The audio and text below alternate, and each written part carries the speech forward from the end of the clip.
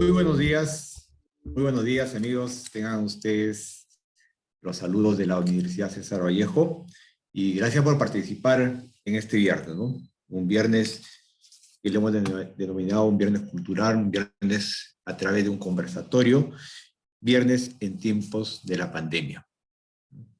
Y que esta pandemia nos ha obligado, digo yo nos ha obligado porque nos ha permitido hacer una reflexión, una autorreflexión.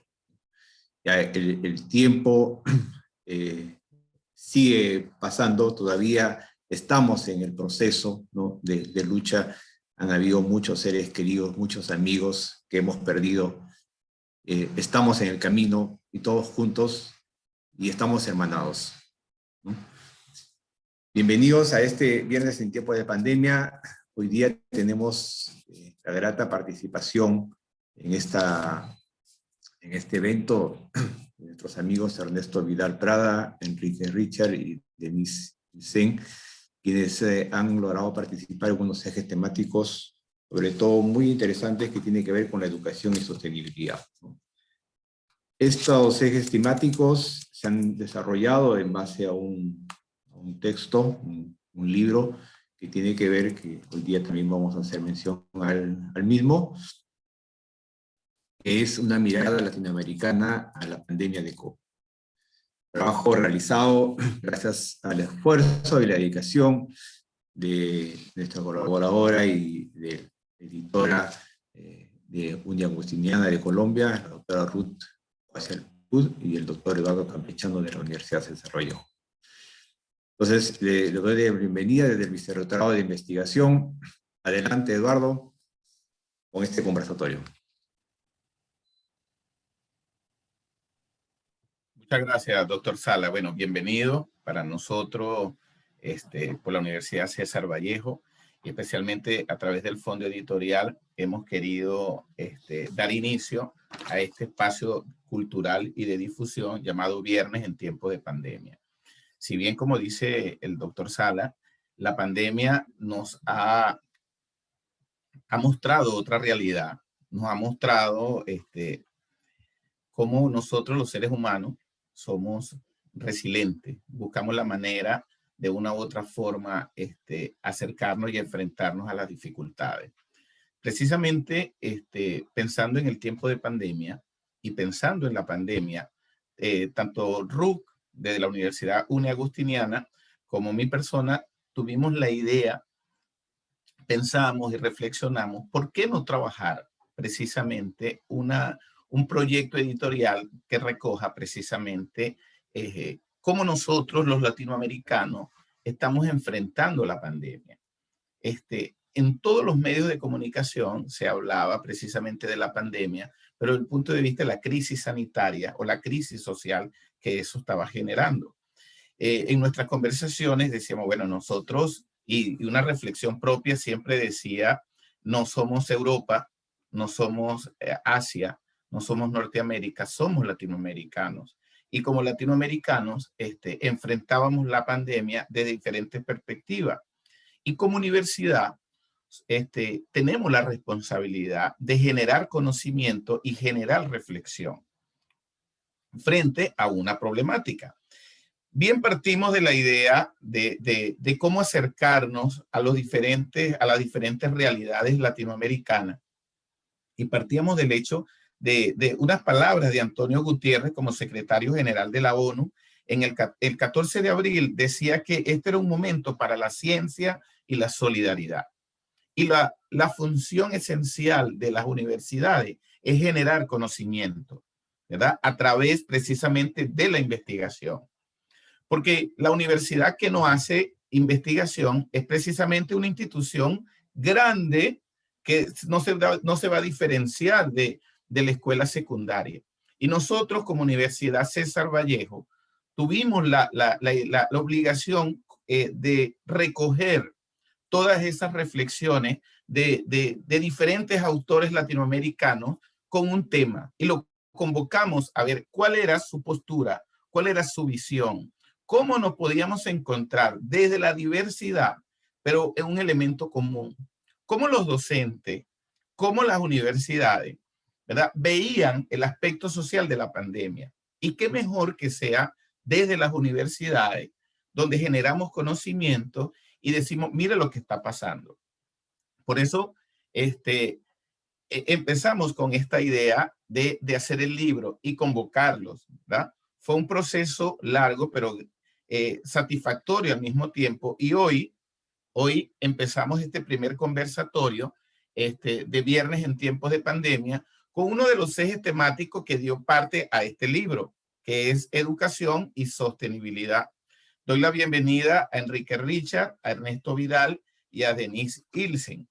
Fíjense que según la Organización de las Naciones Unidas para la Educación, la Ciencia y la Cultura, UNESCO, a mediados de mayo del 2020, más de 1.200 millones de estudiantes en todos los niveles de enseñanza en todo el mundo habían dejado de tener clases presenciales en la escuela.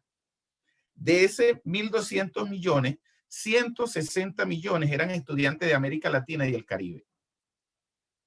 Entonces, la magnitud de lo que estábamos enfrentando es precisamente un tema relevante para comenzar a hablar sobre este tema. También decía Claudio Rama, como un especialista en educación, decía que la pandemia generó una educación de emergencia y desequilibrada. Eso nos llevó a nosotros precisamente a hacer este proceso de selección y trabajar este eje temático que dio pie a que varios autores, 3 de estos, nos acompañen el día de hoy.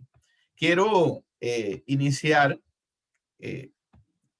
compartir con ustedes quiénes nos acompañan el día de hoy, ¿verdad? Nos acompaña Enrique Richard.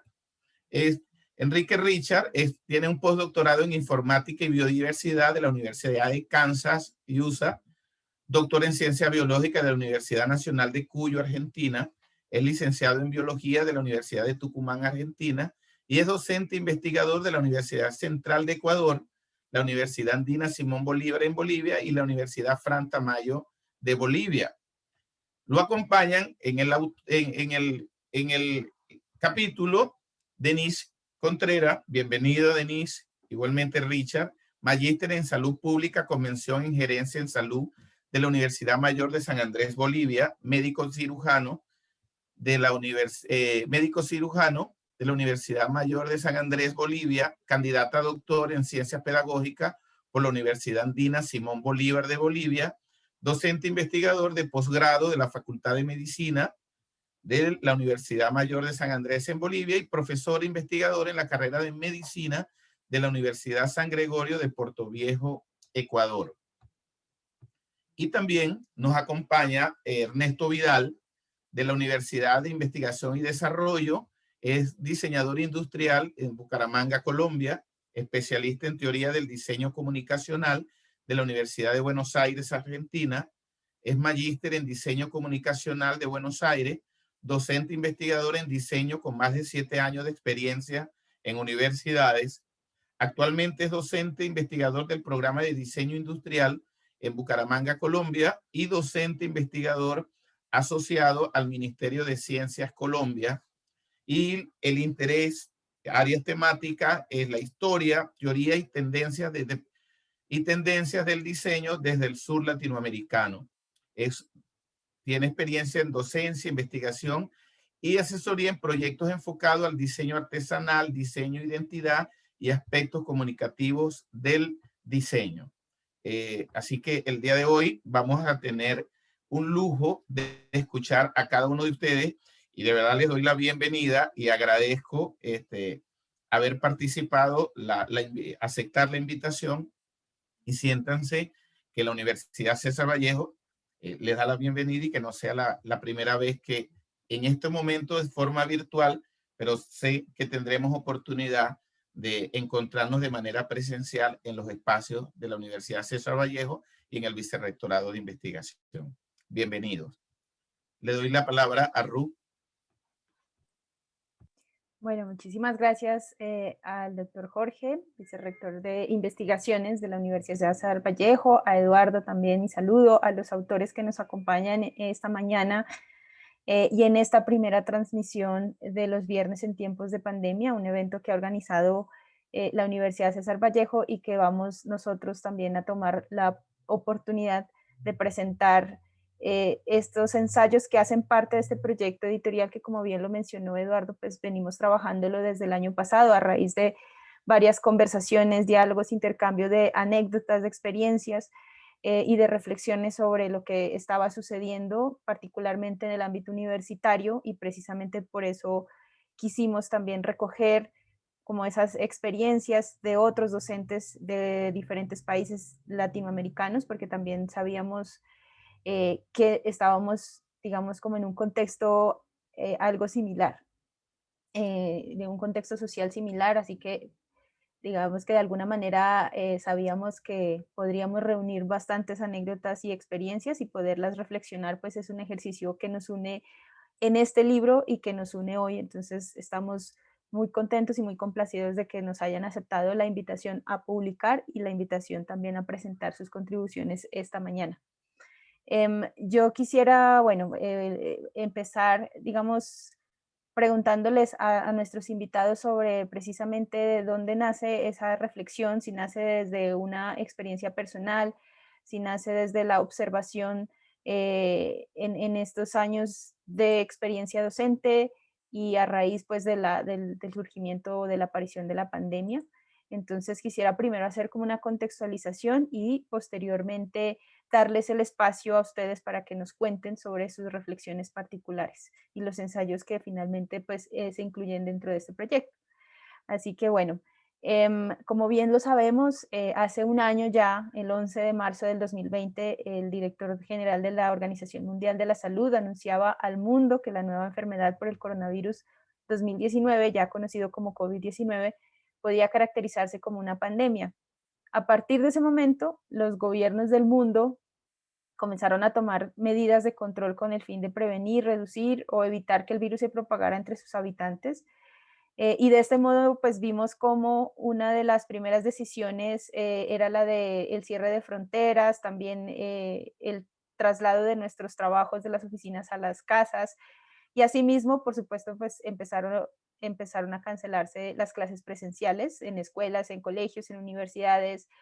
Y en ese escenario vimos claramente un choque bastante particular, pues se evidenciaba que aunque llevábamos varios años hablando de la inserción de las nuevas tecnologías en la educación, en las instituciones de educación, parecía que realmente no estábamos tan listos para una situación como esta. Por supuesto, era una situación inesperada, pero que vislumbró muchas fallas en esa aplicación de las nuevas tecnologías o en el uso de las nuevas tecnologías.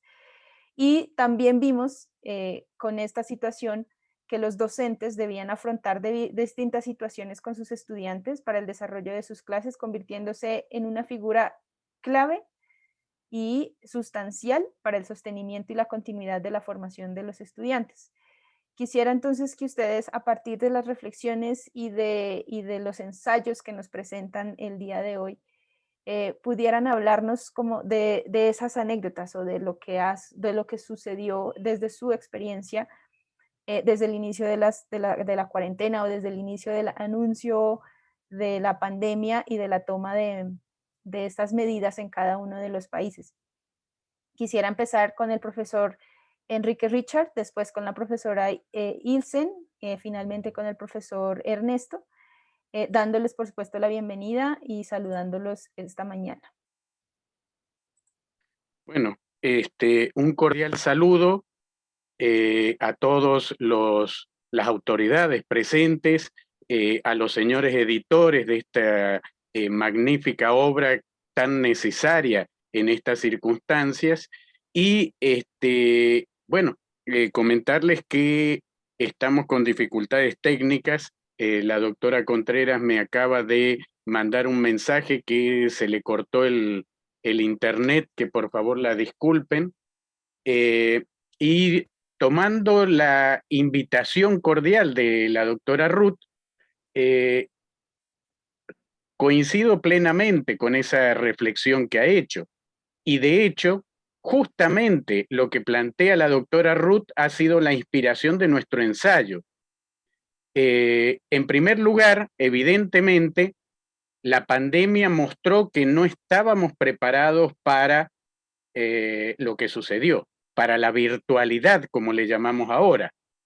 Y en segundo lugar, esta situación motivó que tanto la academia como la sociedad en su conjunto se tuvieran que volcar a la virtualidad porque en función al aislamiento físico que teníamos, el único camino comunicacional era la virtualidad, las redes, no había otra. Pero también la virtualidad sirvió, invocándolo a Mario Bunge, que en paz descanse, sirvió como un indicador clave de muchas situaciones que no habíamos evidenciado en su magnitud correcta. ¿Como cuáles? Como la pseudoeducación y las pseudociencias. Entonces, esta virtualidad mostró también ese aspecto. Es decir, nosotros nos llamó poderosamente la atención cómo había una explosión de pseudociencia como reflejo de también una pseudoeducación. ¿En qué lo veíamos? Indicadores claves, pero clarísimos. ¿Como cuáles? Como por ejemplo el movimiento antivacunas, como por ejemplo el terraplanismo. De repente uno tenía que acordarse, ¿se acuerdan de cuando la Tierra era una esfera, un esferoide? Porque ya no es más un esferoide, ahora es plana. Y cada vez, incluso durante la pandemia, ocurrieron al menos 3 congresos internacionales de terraplanismo. Yo me agarraba la cabeza, decía, ¿en serio? ¿Estoy en un universo paralelo? ¿Qué es lo que está pasando aquí? Los antivacunas que también se volvieron locos con que no, vacunas no, y menos contra el COVID, porque además el COVID resultó que tampoco existía, que era una mentira de las grandes corporaciones y claro, uno empezó a ver esta situación y dijo, dijimos con la doctora Contreras, esto es un indicador de algo está pasando aquí. Entonces nos pusimos a investigar justamente y nos encontramos con una suerte de una lista que existía en Internet llamada listas de la vergüenza, que no es una, son un montón de listas de la vergüenza, así se denominan, de universidades de todo el mundo, incluso Latinoamérica, sobre todo Latinoamérica, que enseñan pseudociencias. Entonces, realmente eso nos asustó un poco. Entonces, la pregunta que nos hicimos fue, obviamente el problema de las pseudociencias, de la pseudoeducación, por detrás de la pseudociencia, obviamente tiene que tener un contexto complejo que abarca variables sociales, económicas, culturales, etcétera, etcétera, que obviamente en un ensayo no podemos abarcarlas a todas. Entonces dijimos, nos vamos a circunscribir en fijarnos qué rol dentro de este problema tiene la academia. Porque la academia también, entre otros indicadores, en esta cuarentena, también mostró qué academias realmente son academias. El doctor Eduardo hace un minuto lo dijo clarito. Una universidad que no produce conocimiento no es universidad. Y antes de que lo dijera el doctor Eduardo, yo quiero decir que eso está consensuado a nivel mundial por la UNESCO. Cumbre de París, 1999, ahí se consensuó que una universidad es la que produce conocimiento nuevo. Las que no producen conocimiento nuevo imparten educación superior no universitaria. Eso está textual puesto en la Cumbre de París. Ojo, ojo. Entonces, una cosa que mostró la pandemia es justamente visibilizó cuáles eran las universidades buenas, las que producen conocimiento, ¿no es cierto?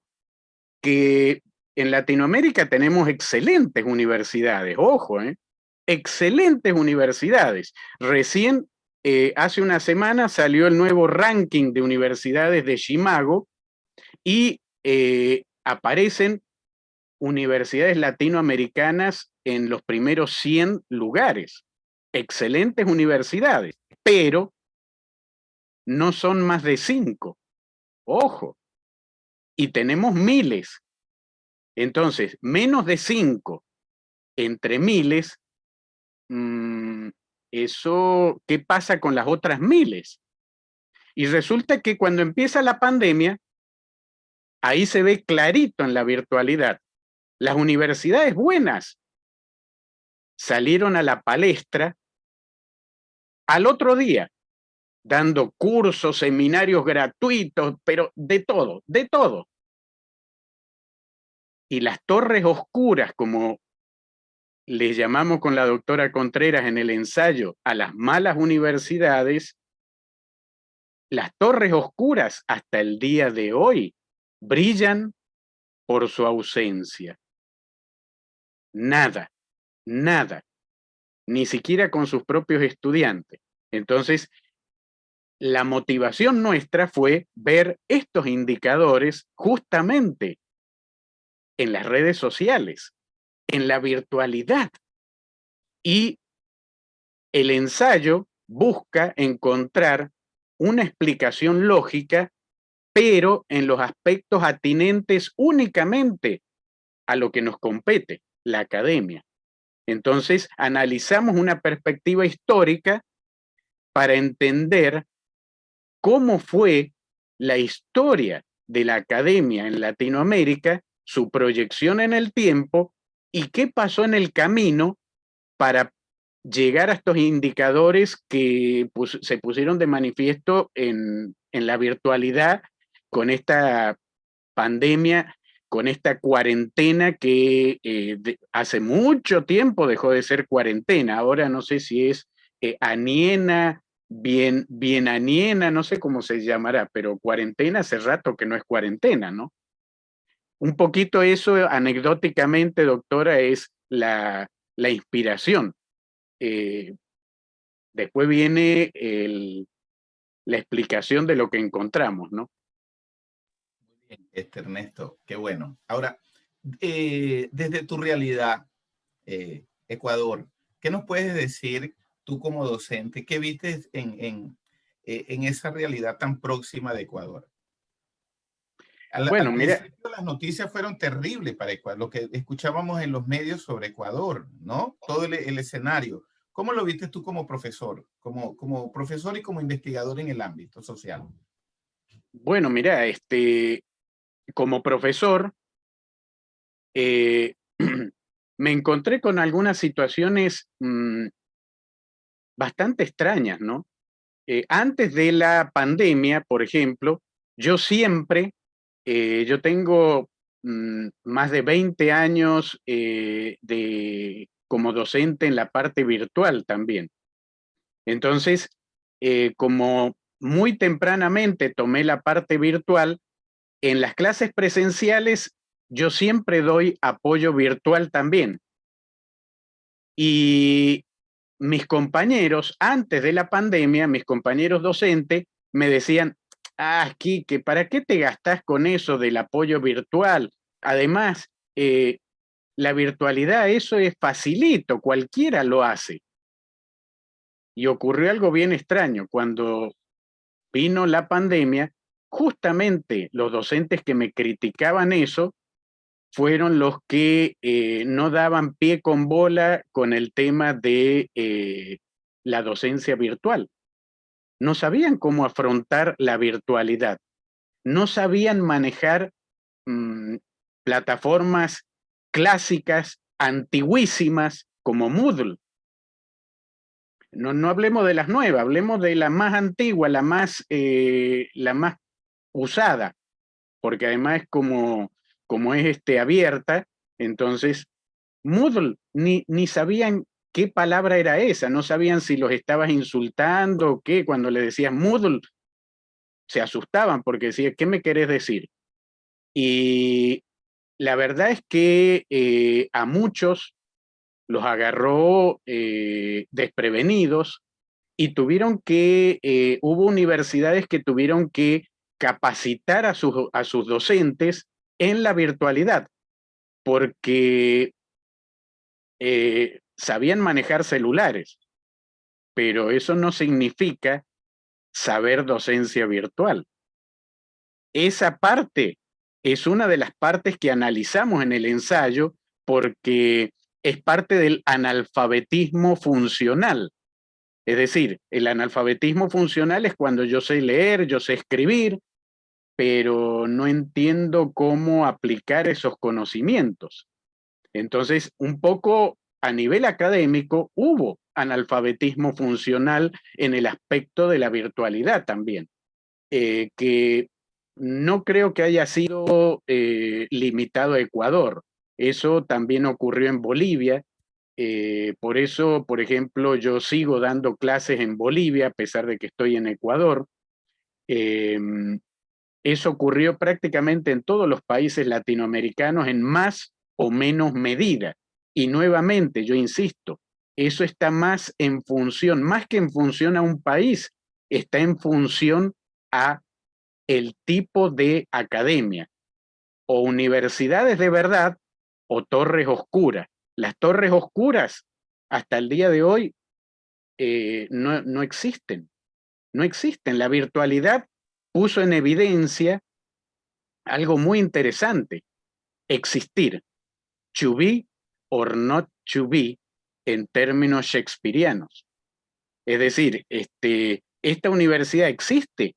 Ojo, ya llevamos 2 años o más de pandemia y la gente se olvida. La gente se olvida. ¿De qué se olvida? Cuando una universidad, como una marca comercial, deja de tener existencia real,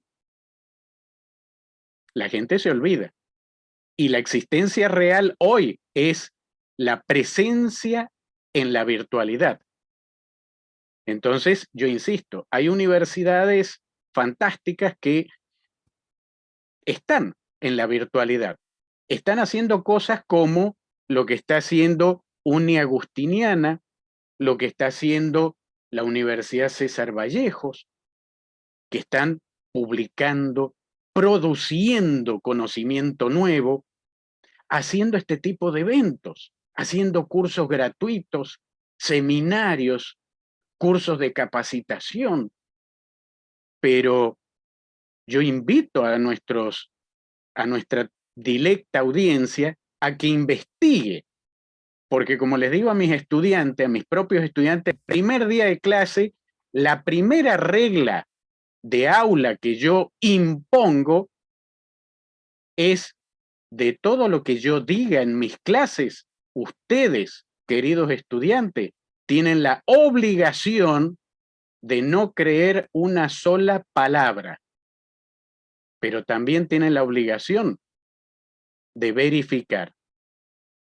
Ojo, porque así funciona la academia, así funciona la academia. Entonces, la duda, claro, pero no quedarse con la duda, porque ese es otro problema que analizamos en el ensayo. La gente que duda y prefiere quedarse con la duda, porque se siente cómodo con esa duda y tiene miedo a verificar y darse cuenta que está equivocado. Entonces, una de las cosas que a mí me interesa enseñar como docente es justamente que el estudiante haga ese ciclo, porque si queremos que nuestros estudiantes sean investigadores, tienen que practicarlo todos los días. Y la mejor práctica es dudar, verificar, dudar, verificar. Esa es la mejor. Entonces, la invitación a nuestra audiencia es que duden y que verifiquen. ¿Que verifiquen qué? Que verifiquen lo que acabo de afirmar, es decir, estas universidades hoy, ¿qué rol juegan en las redes sociales? ¿Qué rol social están cumpliendo, si es que lo están cumpliendo? Me refiero a las torres oscuras. Y ahí vamos a entender justamente las famosas listas de la vergüenza, que es muy fácil encontrarlas. En Google hay que poner listas de la vergüenza y aparecen universidades con nombre y apellido, cátedras con nombre y apellido, docentes con nombre y apellido que en estos momentos están impartiendo pseudociencia. Entonces nos vamos a encontrar con facultades de medicina que tienen la cátedra de flores de Bach. ¿En serio? ¿En serio? Cátedra de homeopatía 1, homeopatía 2. ¿En serio? ¿En serio estamos enseñando eso? Eso no solo desprestigia a esa universidad, desprestigia a toda la academia, ¿eh? Ojo, ojo con eso. Tú sabes que tomando esas últimas ideas que dices de la pseudociencia, que vemos que este desequilibrio o esta brecha digital nos ha impuesto una educación de emergencia y desequilibrada, según las palabras que tú nos estás diciendo. Y es precisamente esa brecha digital es que nos lleva a revisar las estadísticas de cuál es el acceso de Internet en la región, ¿verdad? Cómo precisamente para que nuestros estudiantes puedan acceder a datos, puedan dudar y corroborar esas premisas para investigar, necesitas precisamente de tener un acceso a Internet para poder entonces tener ese conocimiento. Y antes de darle la palabra a Rug y a Ernesto, ¿verdad? Yo quería simplemente complementar esta parte donde hay un informe que nos da un informe especial de la CEPAL que publicó el año pasado, donde dice que en la región el 66.7% de los habitantes de la región tenían conexión a Internet, pero acceso limitado nada más. Y solamente 12 países de la región, la cifra de hogares del quintil de ingresos más alto, que es el quintil quinto, tienen conexión a Internet en un 81 promedio, pero del primer y segundo quintil, que son los de más bajos, apenas un 38%. Brasil y Chile en 60% de hogares en primer quintil, pero Bolivia, Paraguay y Perú, solo el 3% tiene acceso a Internet. Solo el 3% del quintil más alto.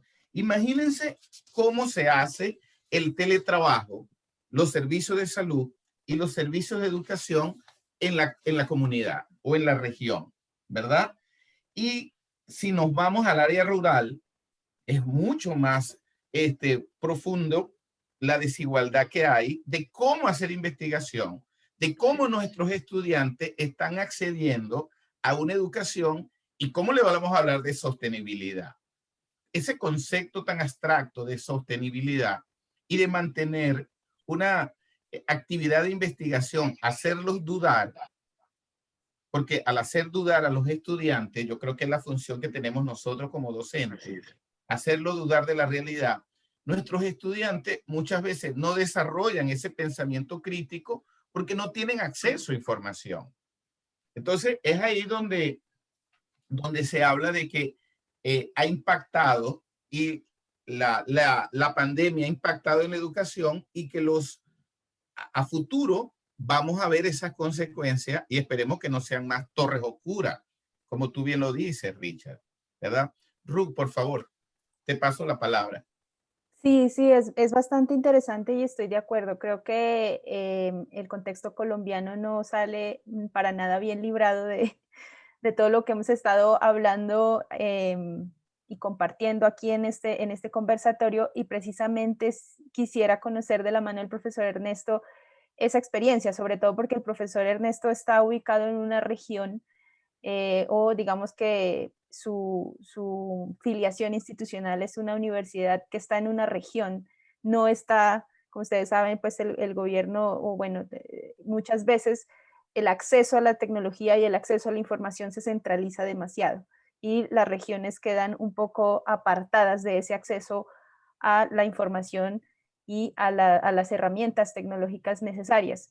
Entonces, me gustaría que el profesor Ernesto nos contara cómo fue esa experiencia desde el inicio de la pandemia el año pasado, personalmente como docente, y si nos puede contextualizar también en términos regionales y en términos de país sobre el acceso a la información. Profesor Ernesto, bienvenido y muchas gracias por acompañarnos hoy.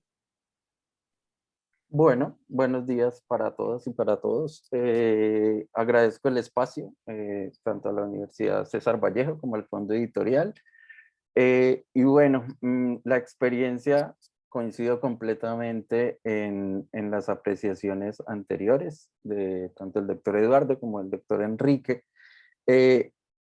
Y mi experiencia particular, y retomando lo que acaba de mencionar Ruth,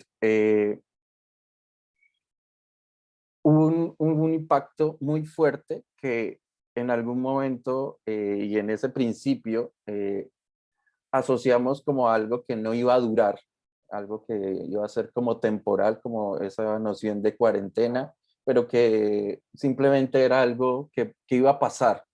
Y más desde una visión como latinoamericana, como que estamos acostumbrados a que hay, o una visión de pronto más colombiana, como que las cosas pasan y de pronto tenía que pasar algo así.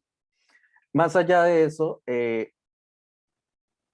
esos principios también pasó algo y es que, o por lo menos de ahí surge mi inquietud hacia el capítulo o hacia el ensayo realizado, tiene que ver con que no lo limitó o se limitó en un comienzo hacia el uso de las herramientas digitales. Obviamente porque era la solución que se necesitaba en ese momento. Era las circunstancias de las universidades, pasaban tantas cosas como al tiempo que se enfocó tanto a, mire, necesitamos pasar de una clase presencial a usar un computador.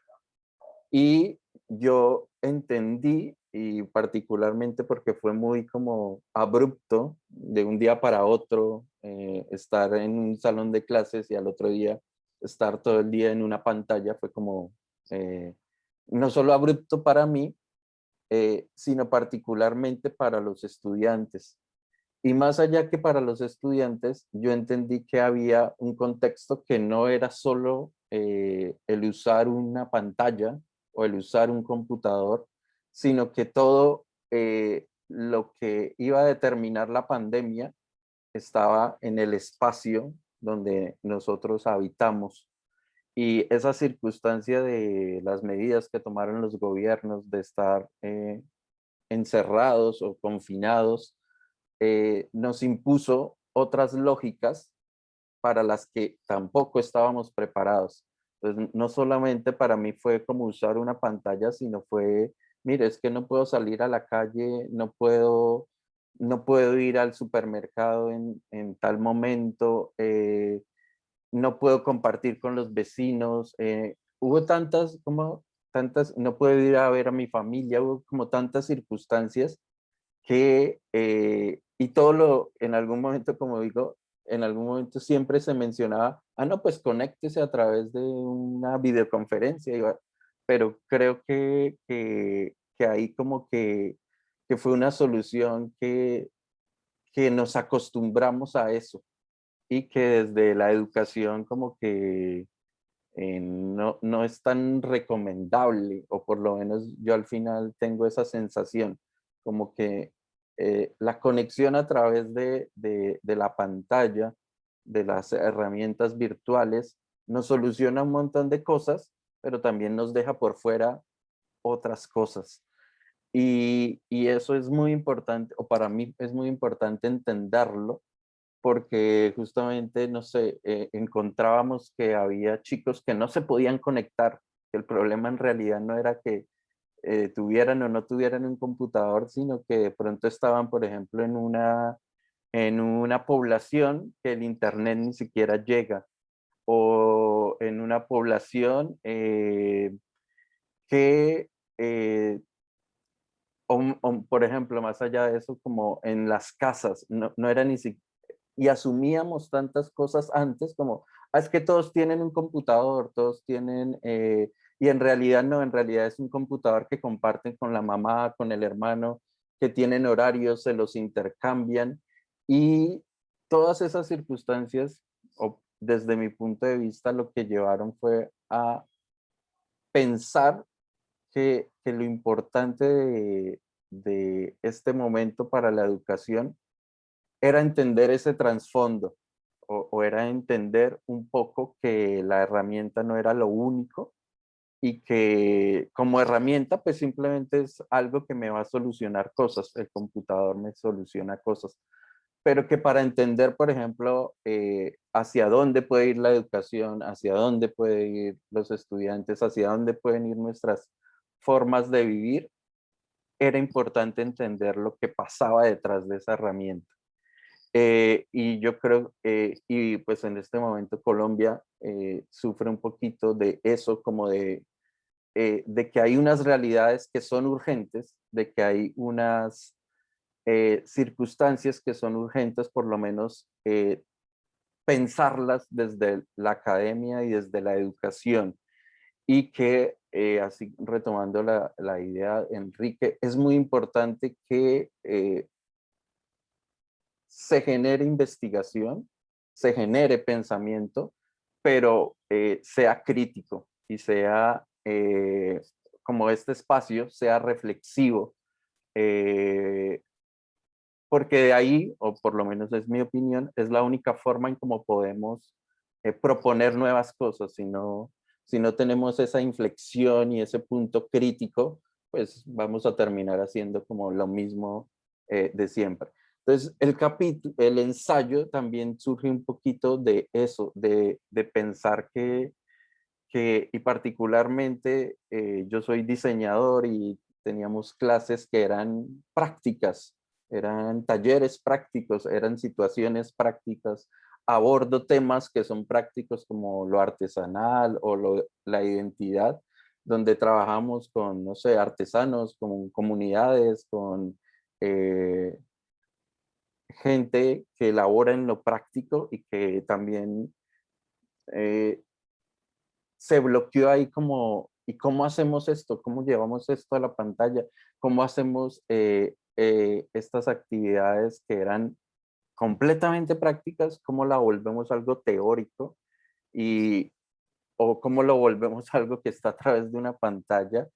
Y en realidad, y ahí vuelvo, insisto, el punto crítico a mí me llevó a entender o ese pensamiento crítico, y que traté o tratamos por lo menos desde la universidad y desde el programa en el que estoy, transmitirlo a los estudiantes es, mire, hay que analizar esto muy bien, hay que pensar muy bien y hay que entender muy bien que hay otras cosas que seguramente influyen para que podamos solucionar esas desigualdades que por lo menos existen en muchos países de Latinoamérica. Y quisiera mencionar ahí otro aspecto que fue importante, y es entender que como latinoamericanos nos comportamos diferentes.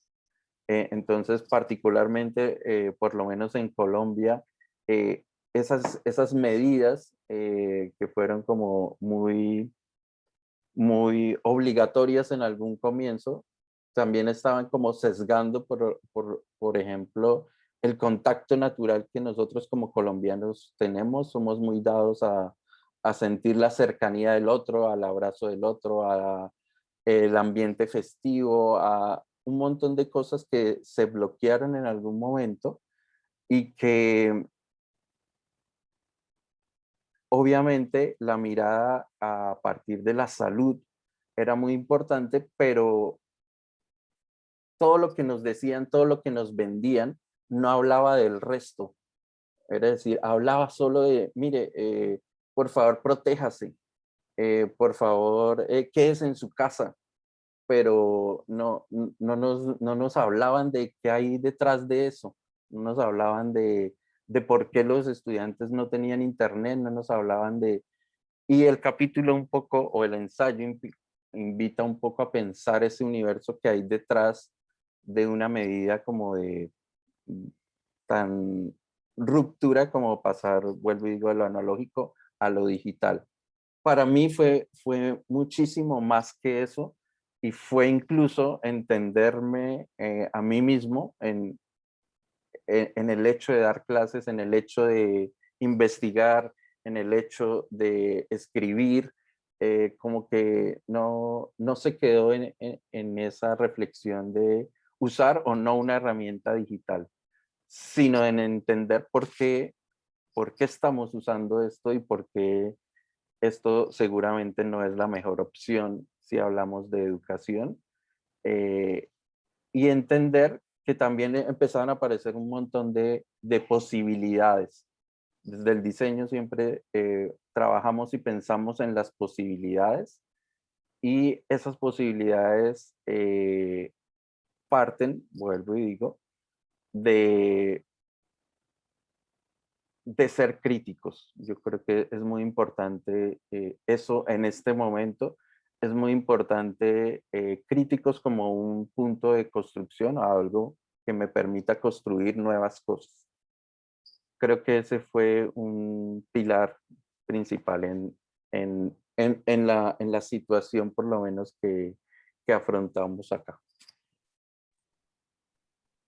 Muchas gracias, profesor Ernesto, por esa reflexión también.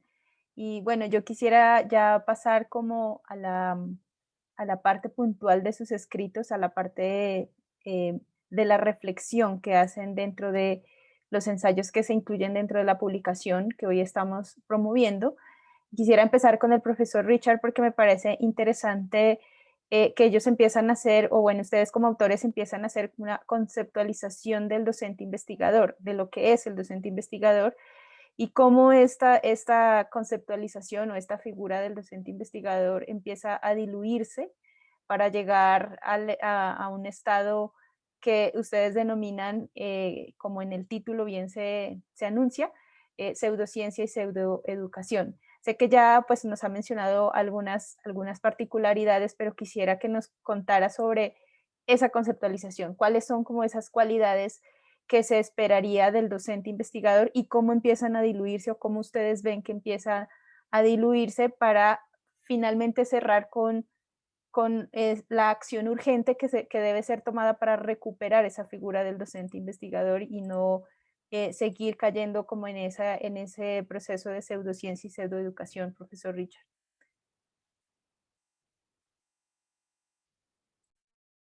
Muchísimas gracias, doctora Ruth. Bueno, no sé si puedo compartir pantalla porque preparé un par de slides al respecto, y antes de compartir la pantalla, comentarles nuevamente que recibí otro mensaje de la doctora Denise Ilsen Contreras Zapata, que la disculpen por favor, pero justamente como comentaba Ernesto y como comentó antes Eduardo, uno de los problemas que hemos tenido en Latinoamérica es el Internet, el acceso al Internet. Pero bueno, paso a compartir pantalla porque también el tiempo es tirano en este caso. Y a ver, comenzando por el principio, porque siempre hay que comenzar por el principio. En toda película, si me pierdo el principio, perdí. Y el principio aquí, el principio de la academia, nos tenemos que remitir a la reforma de 1918, que fue una reforma que fue protagonizada por estudiantes, pero estudiantes que estaban hartos. ¿Hartos de qué? De la mediocridad, de docentes mediocres. Es un término un tanto fuerte para algunas personas que yo diga mediocre, pero no es un término mío. Es un término que yo he tomado prestado de un libro escrito en este contexto. Y lo escribió uno de los docentes que protagonizó la reforma de 1918, el doctor José Ingenieros. Y el libro se llama El hombre mediocre. Y es un libro entero dedicado a la mediocridad. Lo más triste es que José Ingenieros lo escribió en 1913. Y si ustedes lo leen hoy, dicen, wow, pero este libro refleja la actualidad. Bueno, ¿por qué estaban hartos los estudiantes? Estaban hartos de los docentes replicativos, de los docentes que iban al aula a hacer karaoke, a leer. Por eso, de ahí viene el famoso ciclo lectivo, que mucha gente dice, ¿qué es el ciclo lectivo? El ciclo lectivo es un ciclo, un cuatrimestre, un semestre, donde el docente se sienta y lee. Pero, ¿en serio? Bueno, lamentablemente todavía ha quedado ese término, pero el docente ya no tiene que ser un karaokero. Entonces, estos estudiantes se cansaron del karaoke, hicieron una revolución, no solo en el lugar de origen, Córdoba, Argentina. Esta revolución fue latinoamericana. Entonces, ¿cuáles son los productos de esta reforma? Ahí nace la participación estudiantil en el gobierno universitario, el famoso cogobierno. Ahí nace la participación de los graduados en el gobierno universitario. Ahí nace un indicador que yo utilizo muchísimo, que es la asistencia libre a clases teóricas, porque de acuerdo a los estudiantes de la reforma, un docente que canta sus propias canciones, no hace karaoke. Ojo, ¿cómo se canta una canción propia? Cuando uno tiene la letra y la música propia.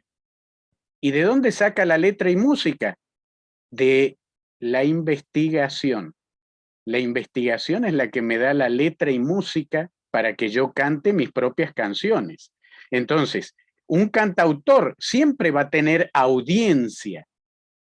Un karaokero, no.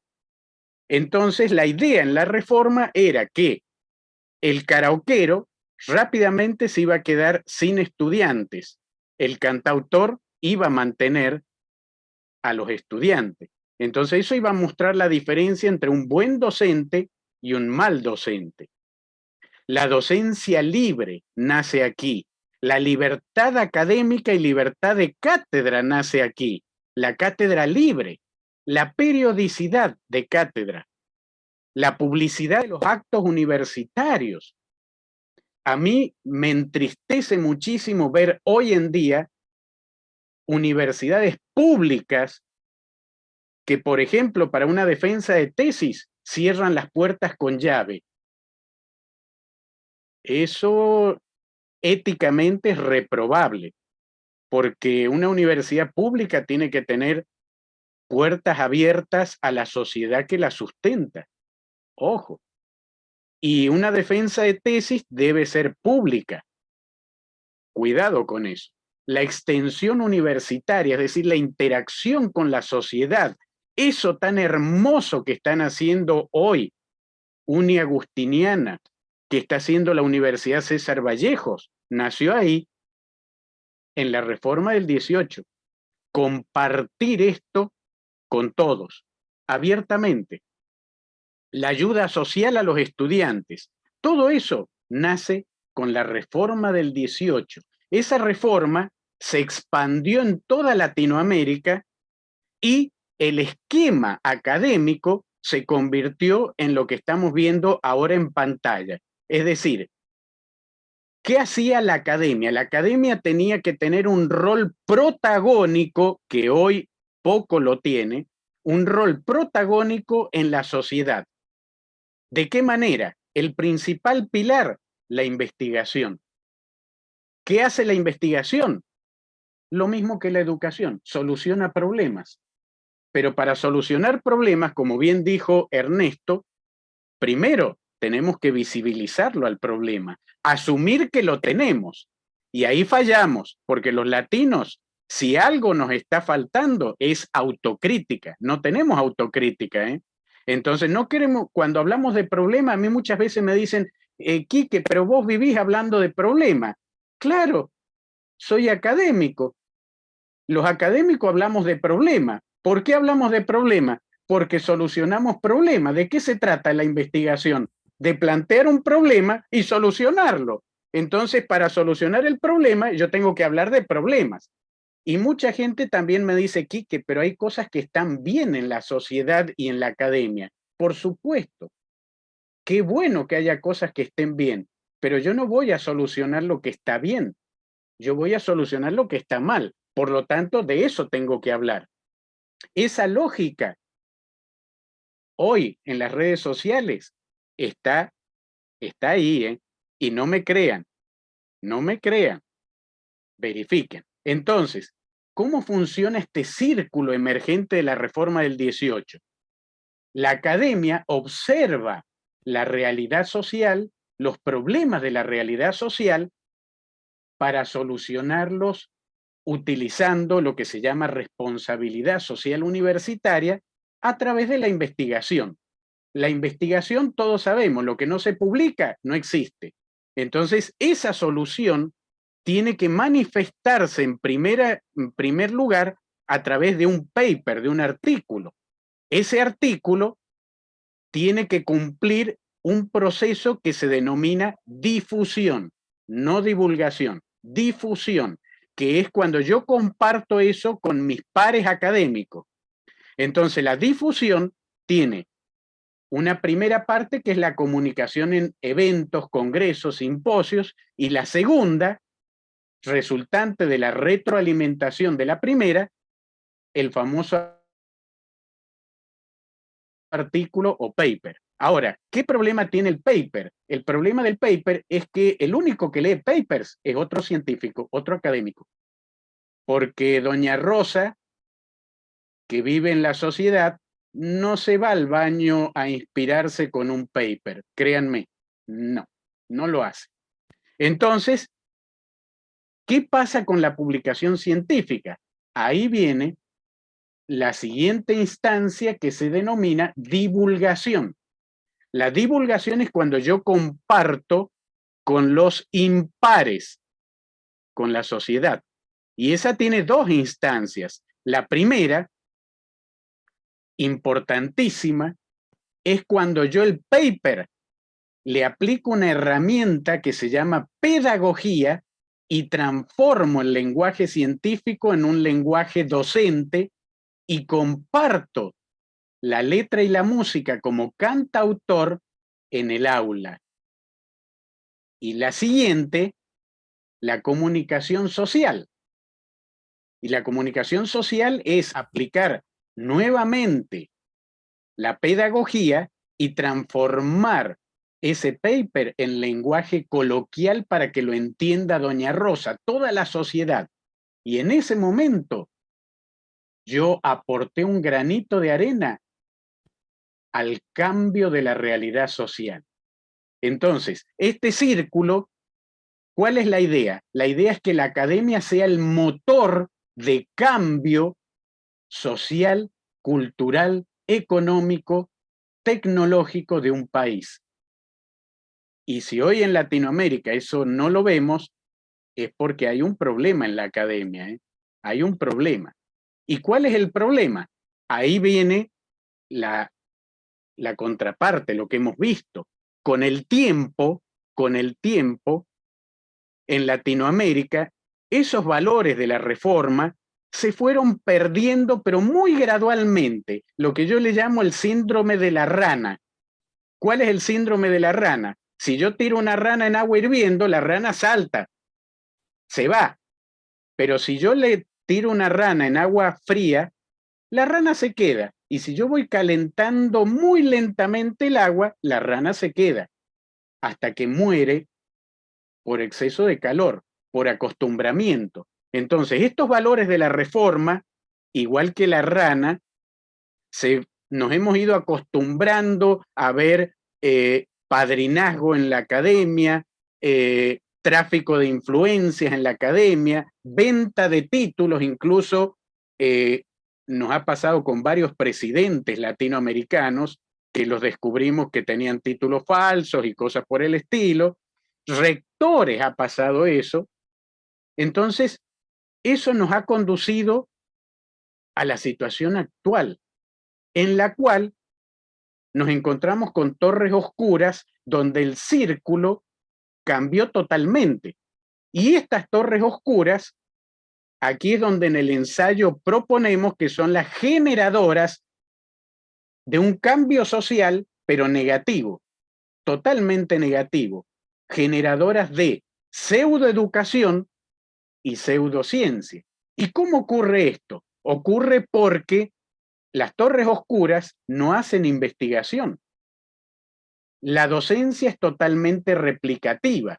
Entonces el ciclo se inicia con un acceso a la docencia, pero a través de sistemas de padrinazgo, acceso directo, con docentes que no tienen competencias. Entonces eso causa una erosión en la credibilidad de los estudiantes. Esos estudiantes se encuentran con que al frente tienen un docente replicativo, karaoke, y que además es dogmático.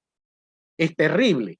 Yo he visto docentes dando clases que al final de la clase cierran la clase diciendo, es palabra de Dios. Y si no le contestan, te alabamos, Señor, aplazados todos. Eso me parece terrible, porque el dogma es el principal enemigo de la ciencia. Entonces, ¿cómo vamos? Y fíjense que eso se refleja en los estudiantes cuando dicen, esto es verdad. ¿Por qué es verdad? Porque lo dice el docente. Y el principio de autoridad tampoco es respetado en ciencia. Entonces ahí tenemos un problema. Y resulta que esto en los estudiantes se traduce en un aprendizaje memorístico, en un copy-paste institucionalizado, pérdida de credibilidad de los docentes, etc. Y al final el ciclo continúa con una investigación inexistente, pero teatralizada. ¿Qué significa teatralizada? El tráfico de coautorías. Hay torres oscuras donde uno va al café y encuentra carteles, yo he sacado fotos de esos carteles, que dicen, estoy por publicar un paper, cobro $1000 cada coautoría. ¿En serio? ¿En serio? La venta de tesis y todo eso es parte de esto. Ocurre un pacto de mediocridad docente estudiantil. Hay un libro de Kathleen Lizárraga Zamora, una pedagoga boliviana, muy interesante. Ella es la que habla de este pacto de mediocridad docente estudiantil. En su libro, ella lo define de la siguiente manera. En la universidad actual, dice, los docentes hacen como que enseñan y los estudiantes hacen como que aprenden. Ups. Ahí viene la asistencia obligatoria, que tiene un carácter delincuencial porque adquiere el cariz de soborno o de extorsión. Es decir, si usted no viene a mi clase, aunque sea espantosa mi clase, aunque sea indigerible mi clase, usted no va a poder rendir el final. Entonces tiene que venir por lo menos al 80% de mis clases indigeribles.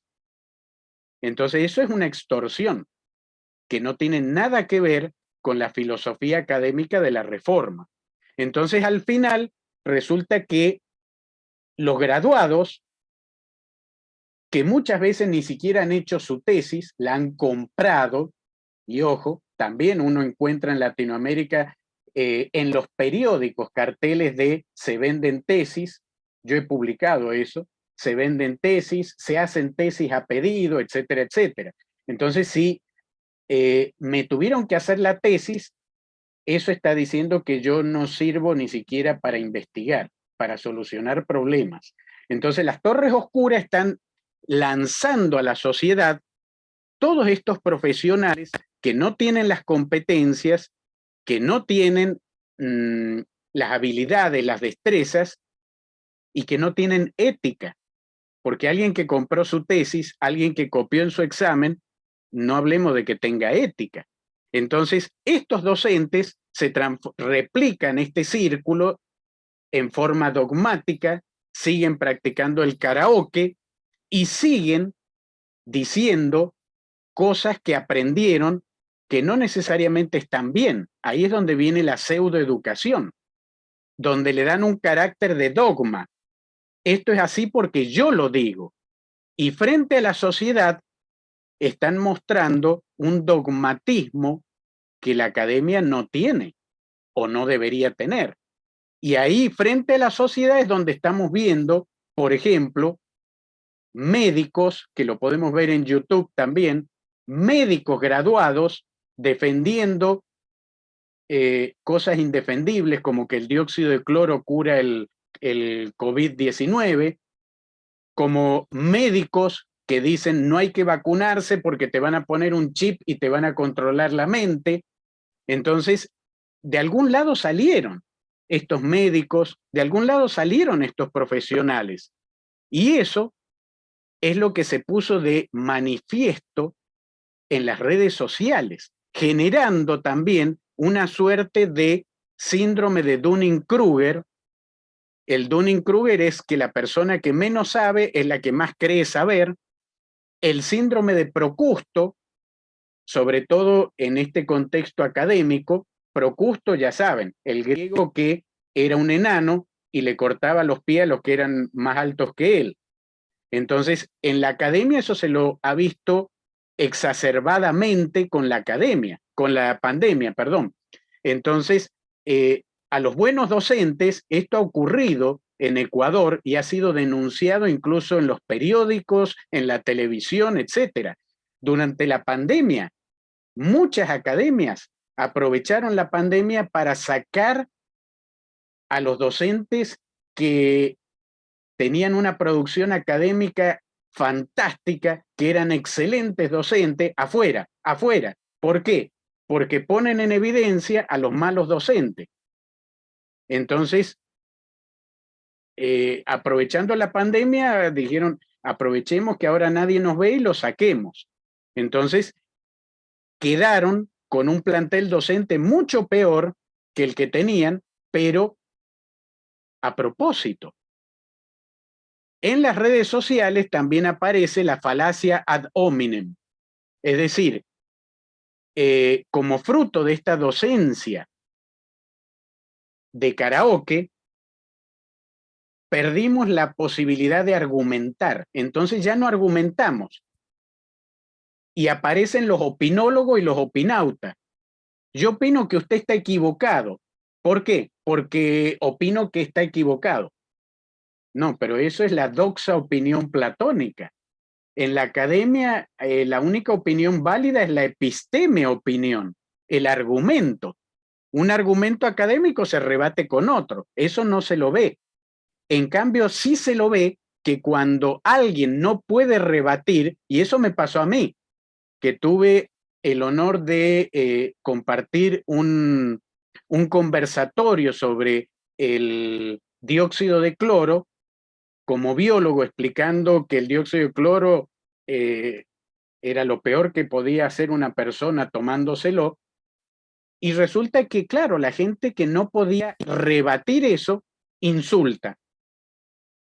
La falacia ad hominem.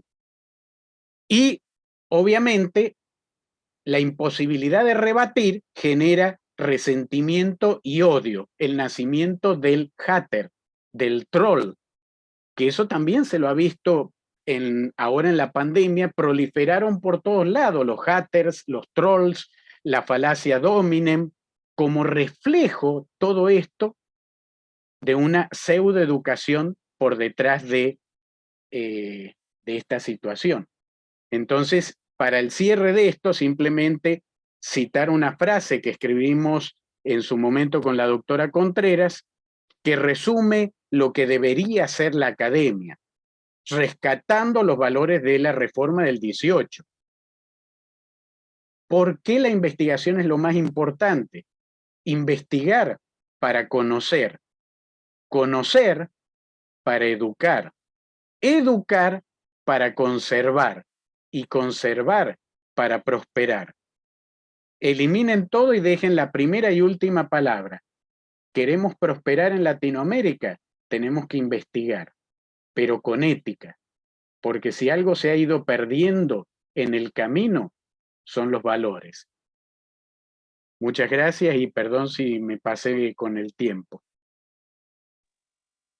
No sé si con eso contesto un poquito, doctora Ruth, Sí, no, de hecho nos regala una excelente contextualización, digamos, del concepto, de la conceptualización del docente investigador. Y como lo decía pues al principio, como ustedes apuntan dentro del ensayo la manera en la que esto se ha venido diluyendo.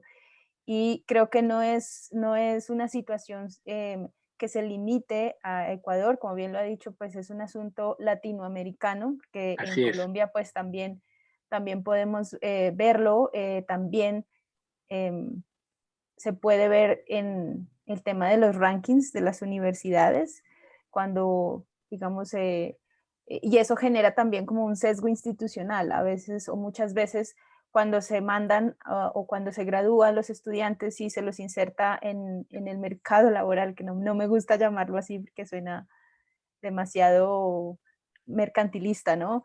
Pero se les Totalmente. inserta en el mercado laboral y muchas veces, dada, digamos, esa reputación institucional, los estudiantes incluso pueden llegar a tener menos posibilidades de vinculación laboral o de empleo porque hay un sesgo institucional que nace a raíz de unos rankings que empiezan a evaluar o a valorar o que también generan estigmatización hacia ciertas instituciones. Entonces, digamos que también sí hay algo ahí bien complejo para entender, porque pues dentro de eso están involucrados jóvenes estudiantes que entran a las universidades con la esperanza de mejorar su futuro, de tener oportunidades laborales, de muchas cosas. Entonces, digamos Correcto, que, doctora, correcto. Si me permite agregar un puntito a eso, claro que sí. justamente en el ensayo publicamos algunos datos importantes. Por ejemplo, como bien lo dice usted, esto afecta a toda Latinoamérica. De hecho, por ejemplo, en Bolivia, el periódico La Razón publicó una estadística lapidaria. Más del 90% de los titulados de la universidad pública no encuentran trabajo. Pero eso nos lleva otra vez a la Torre Oscura, porque también hay un trabajo que citamos del año 2003 de Bravo y colaboradores en Bolivia que indican que, por ejemplo, retomando el tema de la investigación, el 87% de los docentes universitarios que enseñan metodología de la investigación, taller de tesis 1, 2, 3, todos los que haya, nunca en su vida hicieron una investigación. Entonces, si hablamos de competencias, caemos en la paradoja de las competencias, que eso también lo tratamos en el ensayo. Es decir, yo no puedo desarrollar en un estudiante las competencias que yo no tengo. Y eso es lo que no estamos viendo. Es decir, en un examen de competencia para acceder a la docencia, no tendríamos que estar fijándonos en los cartones, porque como yo le digo a mis colegas y a los estudiantes en los cursos de posgrado, yo les digo, ¿en qué parte del título de ustedes dice que ustedes saben o que ustedes tienen competencias? No dicen ninguna parte. Verifiquen. Y van corriendo y dicen, uy, profe, tiene razón, en ninguna parte dice. Claro, porque ningún rector va a poner las manos en el fuego para decir que ustedes son competentes en algo. No. Y en los exámenes de competencia deberíamos evaluar el indicador de competencia. El indicador de competencia de un investigador son los papers. El indicador de competencia de un poeta son las poesías. El indicador de competencias no sé, de un carpintero son los muebles. Pero que alguien me diga yo soy investigador porque hice un diplomado en metodología, eso es un absurdo. Pero hoy, en Latinoamérica, así nos manejamos, ¿eh? Entonces, pues tenemos las consecuencias que dijo muy bien la doctora Ruth.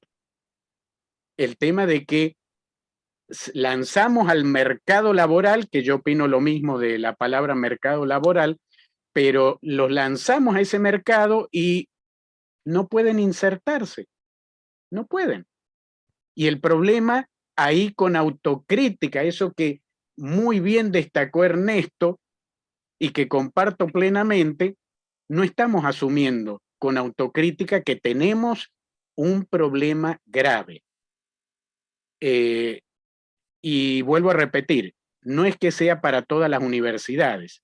Hay excelentes universidades, pero no son la mayoría. Y como yo soy académico, la generalidad es la mitad más uno. Eso dice la mamá estadística. Entonces, hablemos de la generalidad y la generalidad está con problemas, con problemas. Gracias, doctora. Gracias, Enrique. Ruth, permíteme tomar algunas ideas que acaba de hablar Richard para darle la palabra a Ernesto, porque me lleva a una idea, Ernesto, fíjese, un paralelismo entre tu realidad de Colombia, Bucaramanga y Ecuador. Pero hay un discurso coincidente entre tu título del ensayo, que era un acercamiento desde la educación a las múltiples identidades latinoamericanas a través de los objetos. Tú tomas un tema cultural, pero todo el escenario que nos presenta Richard me trae a la colación el título de Jean Baudrillard, El intercambio simbólico y la muerte, ¿no?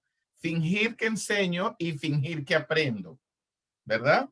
Es ese simulacro de la realidad.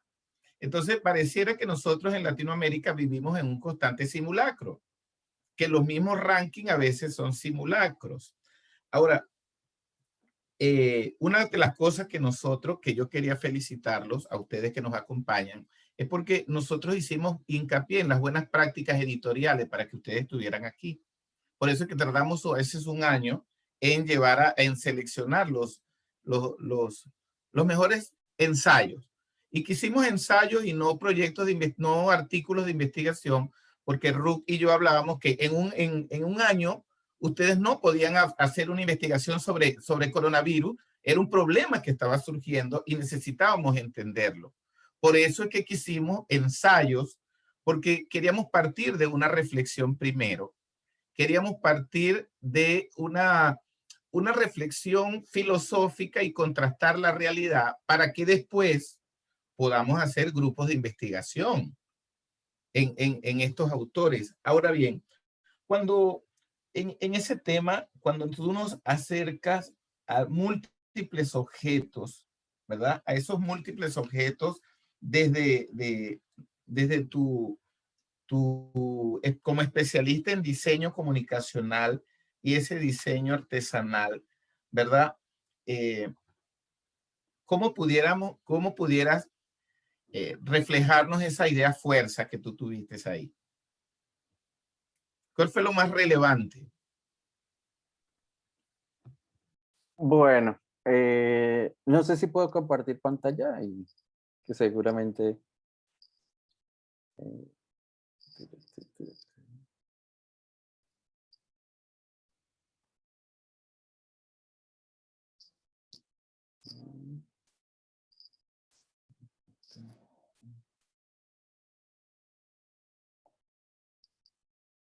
Bueno, ahí está mi pantalla, ¿cierto? Qué pena, me pueden confirmar.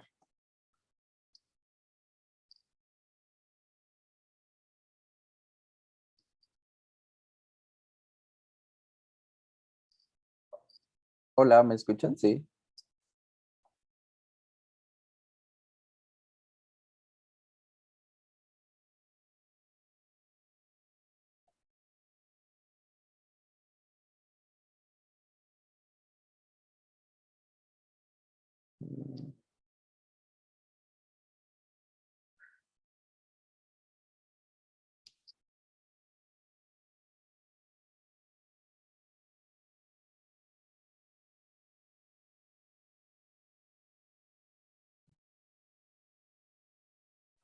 Profe, sí, te estamos escuchando.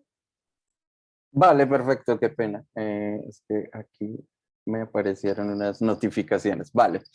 Bueno, principalmente respondiendo ahí a la pregunta del doctor, el tema de la pandemia fue algo global, algo que, digamos, todo venía como de dónde empezó a pasar esto y cómo llegaba pues a un lugar particular como Latinoamérica. Eso, visto desde las clases, pues particularmente el ensayo, parte de mi experiencia en el momento, en un curso que tenía en ese momento, que es el curso de identidad objetual, y varios de los resultados que se presentan ahí en el ensayo tienen que ver con cómo fue abordada una temática como la identidad en medio de una pandemia. ¿Y por qué menciono el escenario global? Porque particularmente la respuesta a un escenario global, y muchos autores se han ido encaminando por eso, incluyéndome a mí, tiene que ver con respuestas que son desde lo local, respuestas que tienen que ver con las comunidades en las que estamos, el lugar donde vivimos, el mismo hogar en el que estamos. Y particularmente esa fue la forma en cómo yo abordé el tema, entendiendo que había la necesidad. Entonces pasaba algo, y un ejemplo muy puntual es este ejercicio que desarrollamos al comienzo de la pandemia, como que la necesidad de estos tapabocas, de los barbijos o de las caretas, era algo que también venía ahí como impuesto desde el tema de la salud, obviamente por la prevención, pero entonces cuando, por ejemplo, planteamos este ejercicio, los chicos no veían como la trascendencia de eso. eh, y el ejercicio era planteado como desde el área de la salud: sí, necesitamos protegernos, necesitamos estar ahí como muy en el área de prevención, pero no lo asociaban y, por ejemplo, no lo visualizaban, y creo que no lo visualizaron en la lógica. Mire, hoy todavía necesitamos el uso de estos artefactos o de estos objetos, y seguramente la mejor forma en como nosotros podríamos usarlos, pues es apropiarlos, es sentirlos como nuestros. Entonces, este ejercicio partió de pensar que un objeto, más allá como de las restricciones ahí en el tema de salud, tiene que ver con lo que nosotros podemos sentir al respecto. Podemos emocionarnos al respecto, podemos sentirlo propio, y eso fue muy determinante para ir enfocando los ejercicios, como que el tema de la identidad, eh, y tiene que ver con lo anterior, el tema de la identidad, primero necesita un reconocimiento. Y entonces, en el medio de la pandemia, por ejemplo, veíamos o encontraba que no reconocíamos lo que somos, que no reconocíamos los espacios en los que estamos, que no reconocíamos un montón de circunstancias que se asocian a ese universo del objeto. Y entonces la invitación siempre fue a partir de eso. Entonces, el ensayo un poco reúne varias experiencias, algunas de las que estoy mostrando acá. Eh, este ejercicio también, este es un ejercicio que fue retomado de un proyecto de una diseñadora argentina, que es Paula, donde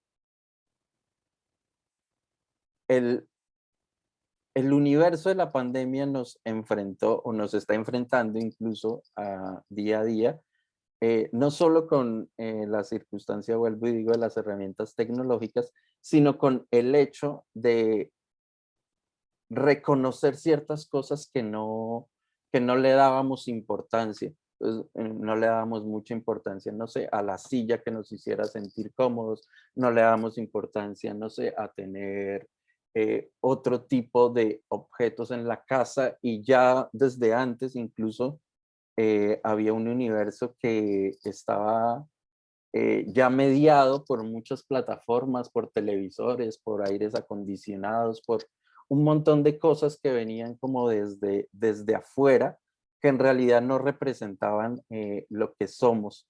Entonces, muchos de estos ejercicios y gran parte de ese ensayo gira en torno a una premisa que fue eje muy importante, y era la necesidad de mostrarnos como somos, la necesidad de reconocer que nuestras particularidades son importantes, y que nuestros rasgos seguramente nos van a permitir enfrentar o solucionar de una mejor forma nuestras mismas problemáticas. Y a veces como que no aparecía ese escenario de reconocerse. Y es muy importante ese reconocimiento para plantear nuevas cosas. Y es posible que en un futuro, dentro de esa lógica, los objetos, o cuando volvamos a pensar en una pandemia, pues muy seguramente nos vamos a acordar, no sé, de los tapabocas, nos vamos a acordar de estar encerrados, de los espacios en que compartimos. Y dentro de esa lógica, o mi propuesta siempre para el desarrollo de los ejercicios, es que era muy importante entender, un poquito ahí retomando un tema anterior, era importante entender que nuestra realidad no es de pronto esa que nos han vendido, o que es la ideal, o esa parte de esos simulacros que mencionaba y que Baudrillard aclara mucho, sino que nuestra realidad tiene que ver con unas circunstancias que es posible que aún ni siquiera nosotros entendamos. Entonces siempre la invitación fue, o siempre la invitación será, a reconocer cosas que a veces como que no les hemos dado importancia, y particularmente, o por lo menos desde mi disciplina, lo asocio al objeto, lo asocio a esa necesidad de que estos objetos, o por lo menos, no sé, estos que están pasando ahí en la pantalla, no solo son unos objetos materiales que tienen unas formas, unos colores, sino que realmente expresan y tienen implícito detrás todo lo que nosotros somos. Entonces, el hecho de usar un objeto, el hecho de tener un objeto, el hecho de comprar un objeto hoy en día por todo este tema de la sostenibilidad, pues seguramente requiere que nosotros entendamos, y el punto de la pandemia es un punto ahí de inflexión, para pensar cuáles son los objetos que nosotros usamos, y si fuera en el caso muy disciplinar, cuáles son los objetos con los que realmente nosotros queramos convivir. Y lo que pasó al final ahí en el ensayo y en el curso, pues es que ni siquiera eso tenía que ver vuelvo y digo, con una materialidad o con una parte formal, sino que en realidad involucraba historias detrás, involucraba sentimientos detrás. Entonces, por ejemplo, este otro ejercicio planteaba un ejemplo, es este primero que pasó, bueno, no, ahí van pasando, pero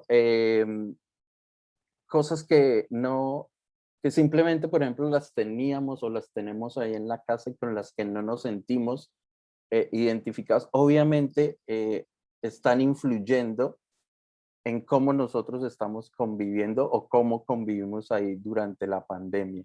Entonces, muchos de estos objetos en realidad tienen una historia detrás, tienen la necesidad de, incluso hay objetos que se trabajaron a partir de inspiraciones muy personales, donde esa identidad que uno logra, por lo menos desde los aspectos conceptuales, abordar, también tiene un gran alto grado que está asociado a una esencia, a algo que casi que no se puede definir. Y en este caso yo la simplificaría en una esencia desde lo latinoamericano. Hablar de identidad es sentir como y meternos cada uno como en ese sentimiento latinoamericano. Y la mejor forma de hacerlo, con eso creo que concluyo ahí mi intervención, es el reconocernos como latinoamericanos para poder solucionar problemáticas latinoamericanas, si fuera el caso, o por lo menos para poder pensarnos desde lo latinoamericano. Mi ensayo un poco aborda este tipo de lógicas. Y si lo llevamos finalmente al área de la educación, y retomando algo que dije previamente, es cuál es la forma en que nosotros como latinoamericanos, por ejemplo, quisiéramos aprender, quisiéramos enseñar. Y eso seguramente nos puede llevar a otras lógicas que no son las que manejamos hoy en día. Muchas gracias, profesor Ernesto, y además me parece bastante interesante este ensayo porque se alinea muy bien con lo que mencionábamos al principio en la introducción, y era esos planes de choque o esas decisiones como imprevistas que tuvimos que tomar todos cuando trasladamos nuestro trabajo y nuestras actividades diarias a la casa, ¿no? Y ahora que hablabas de los objetos, por supuesto, creo que a todos nos pasó, y es que, o bueno, por lo menos a mí en particular, y es que yo me di cuenta que yo, pues en mi casa no trabajaba mucho, estaba siempre como en la universidad, en la oficina, y la casa era el espacio de descanso, de desconectarse, de llegar, de ver televisión, de hablar con la familia, de sentarse en la sala, y rara vez uno llegaba y se sentaba en su estudio, o si es que teníamos estudio, porque tuvimos que acondicionar un espacio de la casa, además, cuando todo esto sucedió, con el escritorio, con el computador, con la silla, y como tú decías en la primera intervención, parecía que esto no iba a durar mucho tiempo. Así que los elementos, los elementos que teníamos, pues probablemente no han sido los adecuados. Y eso, con el tiempo, lo hemos tenido que ir mejorando porque, pues mira, ya llevamos más de un año, seguimos en la misma situación, ¿no? Y en particular me di cuenta también que no tenía un lugar adecuado con luz y que tenía que adecuarlo en ese momento. Así que me parecía bastante interesante y es un ensayo que, pues que, como tú dices, lo hace a uno reflexionar en esas cosas a las que uno no le pone tanta importancia, que son los objetos que te rodean y las cosas que tienes en tu lugar y en tu espacio, ¿no? Eduardo.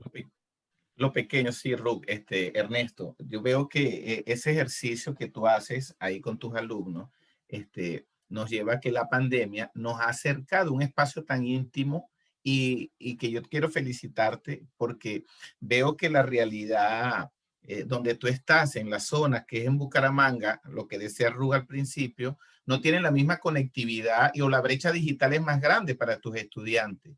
Y como tú decías al principio, ellos tenían que apropiarse de esas cosas para hacer el ejercicio didáctico de tu área.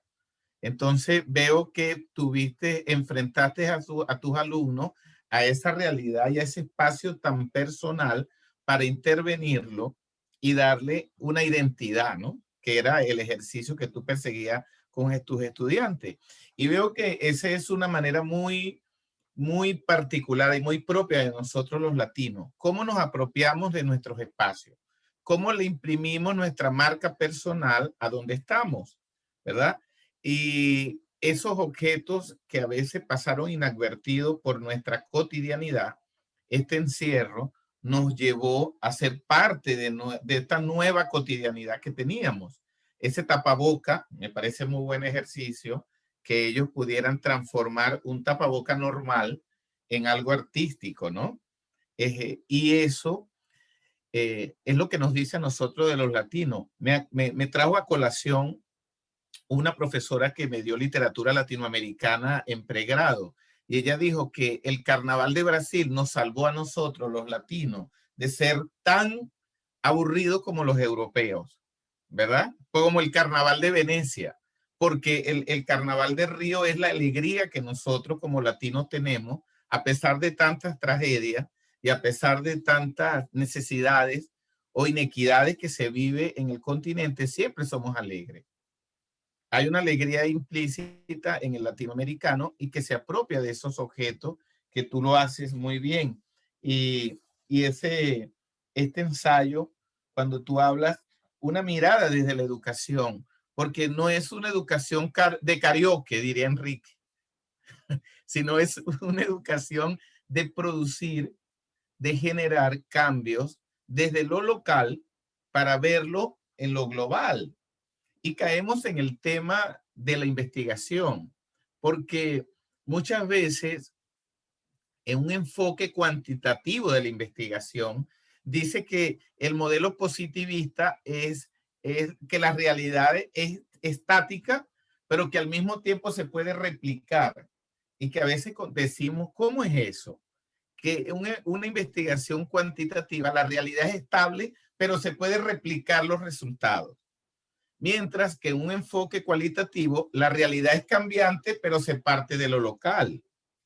Entonces, yo veo que en tu ejercicio didáctico y en tu ensayo, tú abordas lo local, pero para poder hacer una generalización de cómo nos apropiamos los latinoamericanos de nuestros espacios, de nuestras cosas. ¿Ves?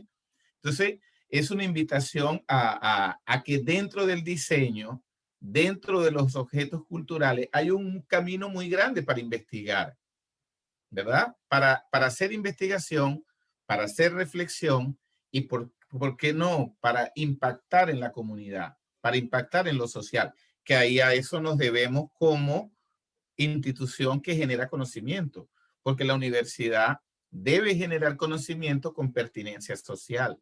Y qué mejor que en el diseño, ¿verdad? Entonces es excelente esa parte. Ruth, ¿quieres complementar? No, yo creo que pues creo que nos han dado un grandioso panorama desde sus experiencias, desde sus anécdotas como docentes, desde una mirada latinoamericana, como bien se titula el libro, y quisiera dejar más bien el espacio para pasar, no sé si hay comentarios o preguntas o vamos ya cerrando esta primera transmisión, este primer conversatorio. Preguntaría, Eduardo, si tienes algún comentario o pregunta. Sí, yo no sé si el público nos tendrá alguna pregunta, pero yo quiero retomar algunas ideas que he encontrado en tanto Enrique como Ernesto, que nos ha dicho el día de hoy. Y creo que vamos a continuar en el próximo ciclo, en el próximo viernes, con los demás compañeros que tenemos de Brasil y otro compañero de allá de Colombia. Veo que lo que ellos han dicho nos ha permitido ver que debemos fortalecer la educación como un bien común y no solamente como un discurso político o un discurso vacío, sino que la educación es la herramienta que nos va a permitir fortalecer capacidades de análisis y capacidades de transformación. Eso por una parte. Lo otro es que la profesión docente y el maestro en particular es un agente de cambio social. Y lo que bien dice Richard, y tú lo corroboras, Ernesto, es que esta pandemia ha dejado, ha descubierto o ha develado cómo el docente se encuentra en minusvalía frente a lo que es una educación a distancia, porque se habla de educación a distancia, pero ¿dónde están las capacidades dónde está la fortaleza que el Estado o las instituciones puedan brindar al docente en ese uso de herramientas de tecnología para generar un pensamiento crítico. Se mencionó el Moodle como una herramienta casi que dinosauria, ¿verdad? De hace 10 años atrás o 15 años atrás, sobre lo que es educación a distancia. Pero ahorita muchos autores dicen que no estamos en una educación a distancia, sino en una educación remota, que es totalmente diferente al paradigma de la educación virtual. Porque la educación virtual implica un enfoque de cooperativismo del aprendizaje. Yo no voy a competir por ser mejor, sino que voy a aportar para lograr mejores soluciones. Y yo creo que esta pandemia nos está mandando un mensaje, nos está diciendo que nuestra realidad como latinoamericanos es tan compleja, pero tan igual, que debemos acercarnos más, mirarnos más como hermanos, ¿no? Hacer grupos de investigación entre universidades o hacer grupos de investigación inter y multidisciplinario para abordar problemas tan grandes como que no solamente hay espacios sociales alrededor de las instituciones educativas que necesitamos apropiarnos a través de la investigación, ¿verdad? A través de la investigación. Necesitamos tener una investigación solidaria, necesitamos una educación solidaria y que nos permita, por ejemplo, hacernos uso de tecnología de acceso a tecnologías libres, acceso libre, y cómo combatimos nosotros el mercantilismo del conocimiento. Cómo nosotros generamos productos de investigación o productos de divulgación donde no le dejemos espacio, por ejemplo, a docentes que sean carioqueros, sino docentes que sean precisamente cantautores, pero que le demos las herramientas desde las universidades. Yo creo que como universidades tenemos la responsabilidad de crear espacios de formación o espacios de difusión cultural para que precisamente nos acerquemos y nos conozcamos. Una de las motivaciones que teníamos particularmente, y lo había hablado con el doctor Sala, es que nosotros desde la Universidad César Vallejo queríamos crear un espacio de divulgación cultural y difusión, porque nosotros como fondo editorial aplicamos buenas prácticas editoriales para validar el conocimiento y presentarlo a acceso abierto, ¿verdad? Pero también queremos darle una ventana a nuestros autores, y ustedes son nuestros autores, para conocernos, porque a veces solamente tenemos un correo, tenemos un nombre, pero no le tenemos rostro al nombre, no le tenemos rostro al correo, no podemos acercarnos como instituciones. Entonces, una manera de crear puentes a través de los grupos de investigación, pienso que es a través de la divulgación científica. Entonces, por ejemplo, con el trabajo que hemos hecho con RUC, entre la Agustiniana y otras instituciones, desde la Universidad César Vallejo, desde el Vicerrectorado de Investigación, queremos, por ejemplo, insertarnos o crear puentes con las instituciones donde ustedes están para acercarnos más. Y yo creo que el libro, esta compilación de ensayos, es un inicio para hacer precisamente este tipo de actividades y este tipo de acercamiento para lograr, por ejemplo, combatir, pónganse ustedes, el mercantilismo y lograr una verdadera democratización del conocimiento, ¿verdad? Una verdadera democratización del conocimiento en una sociedad de la información donde hace falta alfabetizar en criterios de búsqueda y de selección a nuestros estudiantes y también a los docentes. Porque miren, no todos pueden ser investigadores. Hay docentes que les gusta ser docentes nada más. Y lo hacen muy bien como docente. Pero si podemos tener un espacio para decirle, bueno, esa docencia la puedes sistematizar, la puedes acercarte a un grupo de trabajo y convertirlo en un producto de divulgación, vamos a hacerlo. Y yo creo que por eso es que queríamos iniciar el día de hoy, viernes, un viernes en pandemia, porque la pandemia nos ha llevado a reflexionar. Y entonces queremos dejar este espacio los viernes como un espacio para los autores, para actividades, y bueno, y estamos abiertos y se los ponemos a su disposición para otro tipo de actividades que podamos hacer. ¿Sí? Sí, sí, yo quisiera, bueno, ya para ir cerrando, resaltar y enviar un saludo pues a las personas que están conectadas con esta transmisión, con este primer viernes en tiempos de pandemia, y especialmente a la profesora Giselle Resende, que ha estado muy activa a través de la transmisión de Facebook, enviándonos comentarios, y quisiera resaltar uno que ella coloca acá sobre el acceso a la información de la que hablamos también al inicio del conversatorio. Y ella dice, puede ser que tengamos acceso a la información, pero nos falta comprensión, razón por la cual la información que se difunde mediáticamente puede llegar a menospreciar el conocimiento científico y exacerbar la ignorancia. Me parece también interesante, y porque además dentro de estos viernes en tiempos de pandemia vamos a hablar también de los medios y de la información que se ha divulgado en estos tiempos en los medios de comunicación, la información que se presenta, pero también la información que se oculta. Y esa es una de las secciones que incluye el libro también, y de las que vamos a hablar en un próximo evento. Así que a la profe Giselle, muchas gracias por estar conectada, y también a la profesora Ana María del Socorro, que nos comenta lo siguiente: interesante entender que desde esta situación que no esperábamos de pandemia, se ha generado, bien guiada, una puerta abierta a la creatividad e innovación con pertinencia social para los docentes y estudiantes. Qué importante rescatarlo. Y luego nos dice, la educación a distancia ha develado principalmente en los docentes grandes brechas tecnológicas, que era lo que nos mencionaba el profesor Richard al principio, que nos lleva a considerar la importancia de prepararlos en todo campo de conocimiento.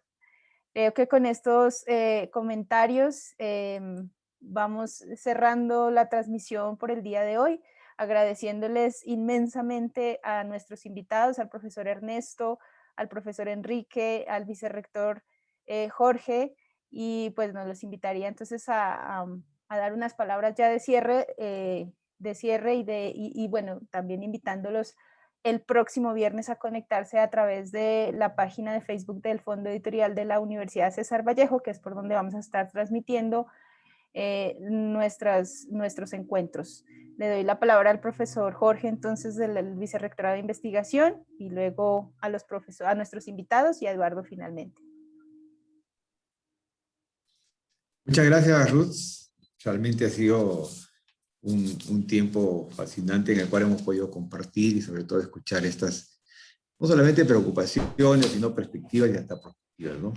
La pandemia nos ha obligado, entre otras cosas, a un despertar, a una reflexión crítica sobre lo que estamos haciendo, ¿no? La parte digital ya la hemos tenido, hemos vivido con eso. A manera de comentarios, una vez leía, decían, ¿quién ha sido el que ha logrado la mayor transformación digital en tu universidad? ¿No? ¿La gerencia general, el director de TI o la pandemia? Entonces, definitivamente, pues, esto nos ha llevado nos ha obligado a tener un salto cuántico. ¿Es bueno? ¿Es malo? Ahí viene la reflexión. ¿Es necesario? Les comento que en el Perú, la ley universitaria era ajena, era totalmente opuesta a la educación a distancia. A raíz de esto, ha autorizado a todas las universidades a que implementen un 20% de virtualidad en sus planes de estudios, y tenemos 70% de virtualidad en estudios a distancia. Si esto no hubiese pasado, seguiríamos igualitos. Otro bajo otro puente. Qué bueno, es un gusto estar reunidos. Esta es una de las facilidades que nos ha dado, que nos ha obligado a tener y compartir, ¿no? Escuchaba también sobre la brecha, es cierto, ¿no? No todos hemos tenido estas facilidades, y a esto se suma lo siguiente, ¿no? O sea, realmente estamos conectados, ¿no? Porque estamos en un espacio donde está la familia escuchando las conversaciones, estamos en un espacio donde queremos estar hasta en 2, en 3 situaciones y esa conexión que se da en la presencialidad, definitivamente pues se pierde también en la digitalización, ¿no? Los invito entonces a la próxima reunión que vamos a tener y a la cual todos estamos ávidos de volver a compartir y escuchar estas reflexiones. Gracias por su participación, doctor Enrique Richard, doctor Ernesto Vidal, Ruth, por todo el apoyo, y con Eduardo, que hemos podido sacar este texto sobre reflexiones, ¿no? Muchas gracias. Muchas gracias, profesor Jorge. Bueno, profesor Richard, profesor Ernesto. Ok, primero que nada, nobleza obliga. A nombre de la doctora Denise Ilsen Contreras Zapata y el mío, muy agradecidos por este espacio. Me parece que es una iniciativa extraordinaria de parte de ambas editoriales, este tema de los viernes culturales, y tomarme el atrevimiento de sugerirles que no se terminen los viernes culturales con este libro, sino que sería muy, muy positivo que esto se convierta en una costumbre de todos los viernes, ya sea para comentar libros, para comentar algún paper o para comentar algún tema académico de actualidad. Creo que están faltando estos espacios. Algo que también decimos en el ensayo es justamente que el rol de los académicos en los medios de comunicación masiva como la televisión y la radio ha quedado totalmente invisibilizado. Entonces, si queremos rescatar el rol que tenían los docentes por allá en el siglo II, en el siglo III, en las universitas, donde los doctos en filosofía eran de las personas más respetadas socialmente, pues tenemos que mostrarle a la sociedad qué es lo que hacemos como académicos por esa sociedad. Y la mejor forma de hacerlo es a través de esto, a través de este tipo de medios. Incluso yo en mis cursos también invito, hay docentes que a veces me dicen, pero no tenemos acceso a la televisión, pero tienen acceso a Internet. Entonces, hoy existe YouTube, por ejemplo, Twitch, un montón de posibilidades de que los docentes, como está habiendo en Estados Unidos, incluso en España, donde se está promoviendo ciencia y academia desde la docencia, y cada docente tiene su propio canal de televisión, no de televisión, de streaming, para hablar apropiadamente, y desde ahí se comunica con la sociedad. Entonces, tenemos que abrirnos, tomar esa iniciativa de abrirnos a la sociedad y compartir, porque no tiene ningún sentido generar conocimiento si no lo vamos a compartir. Muchísimas gracias. Bueno, yo me sumo a las palabras del doctor Enrique porque justamente pues, este espacio fue creado con ese motivo y es muy importante, y también agradezco nuevamente ahí por el espacio y por la publicación. Yo quisiera ahí agregar que el momento de la pandemia exige, y tal vez esa es la palabra indicada, desde la academia, que planteemos otros escenarios y planteemos otras cosas que sean relevantes para la sociedad. Por lo menos desde mi área, y creo que de todas las áreas, soluciones que sean creativas y que realmente tengan que ver con nuestras problemáticas. Y para eso, la mejor forma o el escenario ideal, y el título de esta recopilación de ensayos lo aborda, es la necesidad de repensarnos desde lo latinoamericano. Y que así como hoy estamos en Ecuador, en Perú, en Bolivia, en Colombia, tenemos esa necesidad de ser uno solo, una sola Latinoamérica. Más allá de ponerle un título, es porque todos somos, pensamos igual. Y unirnos en el pensamiento académico investigativo, pues seguramente nos permite solucionar varias de las brechas y desigualdades que abordamos hoy. Entonces, me parece un muy apropiado espacio que fuera entendido y pensado desde lo latinoamericano. Creo que urge esa necesidad de ser latinoamericanos, pero no por un nombre, sino porque realmente somos. Muchas gracias. Gracias, Ernesto. Gracias, Enrique. Gracias, Ruth. Yo siempre he pensado de que conocimiento que no se comparte es conocimiento que no crece. Ese siempre ha sido mi premisa. Y de una u otra manera, validamos lo que decía Luis Pasteur, que el conocimiento no conoce frontera. Y es precisamente la idea que teníamos de crear este espacio, arrancar precisamente con una deuda que teníamos, lo habíamos anunciado cuando hicimos el lanzamiento inicial del libro en la Feria del Libro Académico, que me invitó Ruth a Bogotá. Hicimos ese lanzamiento inicial y quedamos comprometidos con hacer este espacio, y bien lo dice Enrique, es como un espacio de difusión cultural, pero académico, ¿verdad? Que hace falta transformar ese paper tan duro, ese discurso tan especializado en un discurso más ameno que le pueda llegar a toda la comunidad en general. Creo que nosotros como académicos tenemos esta responsabilidad cognitiva de bajarle el discurso académico tan especializado a un discurso más fluido y entendible con la realidad que nos rodea, ¿verdad? Entonces, esa es la motivación o el principal objetivo de estos viernes en tiempos de pandemia. Como vamos a hacer un viernes, un espacio cultural, como les digo, terminaríamos con nuestros autores y ya vendrán otros autores que van a tener en este espacio para poder intercambiar y discutir y tomar experiencias, ¿verdad? Hasta que nos llegue la presencialidad y seguiremos un viernes y después lo transformaríamos en un café. Pero es eso, ¿sí? Esa es la idea.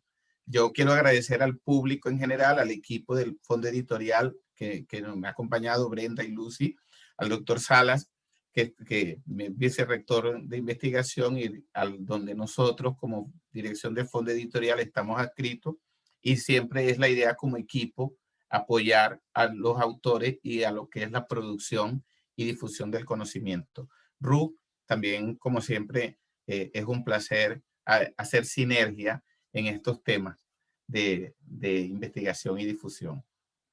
Gracias al público.